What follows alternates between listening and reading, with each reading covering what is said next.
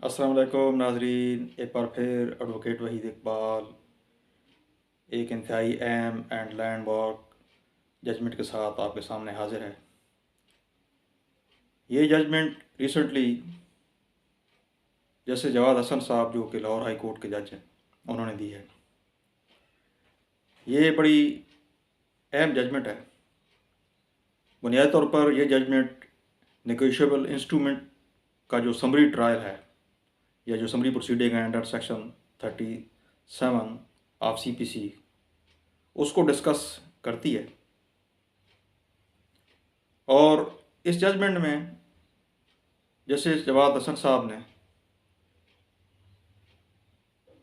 इसका जो प्रोसीजर है अमूमन उसमें जो वकला हजरात गलतियां करते हैं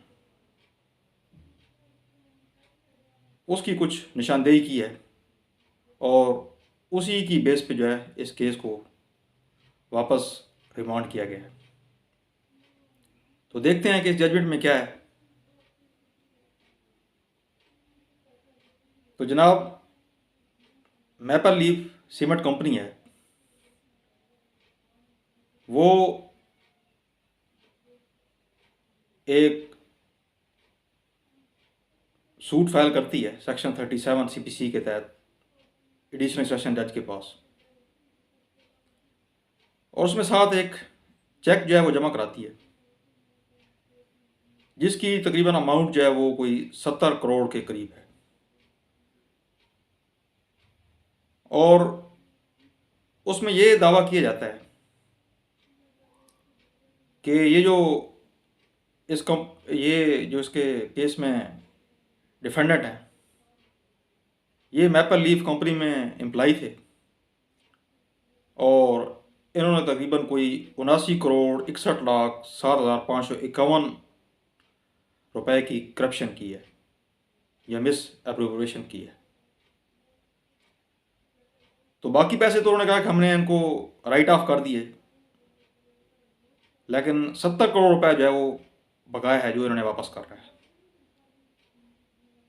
चुनाचा वो 70 करोड़ के लिए इनसे एक जो है वो चेक लिया गया। इन्होंने वादा किया था कि मैं चेक दे देता हूँ और पेमेंट कर दूंगा। ये चेक लेने से पहले असल में उनके खिलाफ ये जो इस केस में डिफेंडेंट थे उसके खिलाफ एक FIR दर्ज कराई गई थी सेक्शन 406 PPC के तहत। तो उस FIR के नतीजे में ये सेटलमेंट हुई कि 70 करोड़ रुपए ये जो डिफेंडेंट हैं ये जमा कराएंगे। बहरहाल उसने चेक जमा करा दिया, चेक कंपनी ने ले लिया। तो जब चेक जो है वो बैंक में प्रेजेंट किया गया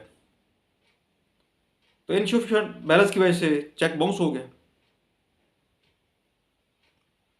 बहरहाल कंपनी ने इस चेक की जो अमाउंट है उसकी रिकवरी के लिए सेक्शन 37 की समरी प्रोसीडिंग के तहत एडिशनल सेशन जज के पास सूट फाइल किया। तो सूट जब फाइल हुआ तो इसमें बाकायदा डिफेंडेंट जो है वो पेश हुआ, उसने लीव टू डिफेंड फाइल की। लीव टू डिफेंड फाइल करने के बाद अदालत ने उसकी लीव टू डिफेंड इस बेस पे मंजूर की कि ये जो चेक की अमाउंट है इसके इक्वल जो डिफेंडेंट है वो कोई गैर मनकूला जायदाद यानी इमोल प्रॉपर्टी बतौर सिक्योरिटी जमा कराए। बहरहाल वो वक्त पे जमा नहीं करा सका, जिसकी वजह से उसकी लीव टू डिफेंड खारिज कर दी गई। और फिर उस पर एक्सपर्टी एविडेंस हुआ और एक्सपर्टी एविडेंस होने के बाद केस जो है वो मैपल लीफ कंपनी की फेवर में डिग्री हो गया। तो उस डिग्री के खिलाफ जो डिफेंडेंट था उसने अपील की Lahore high court Rawalpindi bench में। तो उस अपील के नतीजे में ये जजमेंट जो है वो जस्टिस जवाद असद साहब ने दी।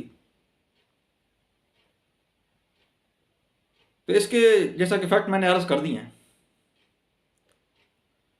इसमें अहम जो सवाल उठाया जस्टिस साहब ने वो ये सवाल था कि ऑर्डर 37 रूल 2 के तहत जो समरी ट्रायल है, ये जो समरी प्रोसीडिंग है, ये जो समरी सूट है, उसकी बुनियाद जो है वो बिल ऑफ एक्सचेंज होता है, हुंडी होती है या प्रॉमिसरी नोट होता है।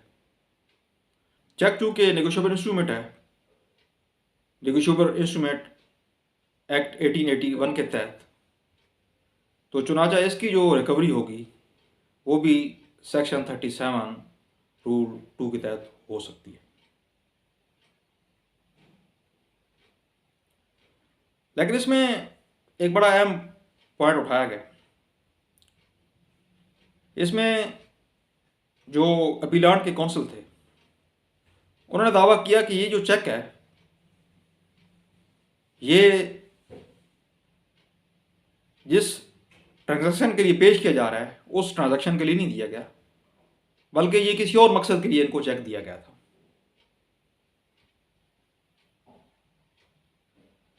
तो चुनाचा इसलिए इसकी रिकवरी नहीं हो सकती क्योंकि इसकी बैक पे कोई मुआहदा नहीं है। अदालत ने रिस्पोंडेंट से यानी मैपल लीफ कंपनी से ये पूछा कि आपके पास कोई ऐसा मुआहदा है जिसकी बुनियाद पे ये जो है वो चेक बनाया गया है। तो उनके काउंसिल ने कहा जी इस वक्त तो हम वो कॉन्ट्रैक्ट या मुआहदा पेश नहीं कर सकते, अलबत्ता हम उसको जो है वो ट्रायल कोर्ट में पेश करने की कोशिश करेंगे अगर आप अलाउ करें तो हाई कोर्ट ने इस केस में अपील एक्सेप्ट करते हुए इस केस को दोबारा ट्रायल कोर्ट को रिमांड कर दिया, इस डायरेक्शन के साथ कि इसमें जो अपीलांट है वो चेक की जो अमाउंट है उसके 50% की इक्वल कोई इमोल प्रॉपर्टी बतौर गारंटी जो है देगा। तो उस सूरत में इनका केस जो है वो बहाल होगा और दोबारा जो है वो ट्रायल कोर्ट उसको सुनेगा। अदालत ने अपनी जजमेंट में लिखा कि order 37 rule 2 of the CPC envisaged that a suit can be instituted in summary character on the basis of bill of exchange, hundis or promissory note, as the check is negotiable instrument under the Negotiable Instrument Act 1881 and without negotiation of the parties on an agreement no such suit could be filed। गोया के negotiable instrument के मुतालिक कोई भी suit file करने के लिए या सेक्शन 37 रूल 2 के तहत कोई सूट भी फाइल करने के लिए ये ज़रूरी है कि उसके बैक पे जो एग्रीमेंट है वो होना ज़रूरी है। तो इस केस में ये था कि इसमें एग्रीमेंट जो जिसकी बुनियाद ये चेक था वो नहीं लगाया गया था। चुनांचे इसी बेस पे कोर्ट ने इस केस को वापस रिमांड कर दिया था। गोया कि एज पर दिस प्रेसिडेंट ये ज़रूरी है कि जब भी कोई समरी सूट ऑर्डर 37 रूल 2 के तहत फाइल किया जाए तो उसके लिए ये ज़रूरी है कि उसके बैक पे जो रिलेशनशिप हो पार्टीज़ का या जो एग्रीमेंट हो उसको सूट के साथ फाइल किया जाए, क्योंकि ये बुनियादी रिक्वायरमेंट है इस ऑर्डर की। और अगर ये सूट के साथ फाइल नहीं किया जाएगा तो उस सूरत में ये जो सूट होगा ये डिफेक्टिव होगा और जो मैंडेटरी रिक्वायरमेंट है ऑर्डर 37 रूल 2 की वो पूरी नहीं होगी। चुनांचे इसी बेस पे कोर्ट ने यह अपील एक्सेप्ट की और केस को वापस रिमांड किया। अगर आपको ये वीडियो पसंद आई है तो इसको शेयर करें, लाइक करें और अगर आपने मेरा चैनल अभी तक सब्सक्राइब नहीं किया तो उसको सब्सक्राइब करें। अल्लाह हाफ़िज़।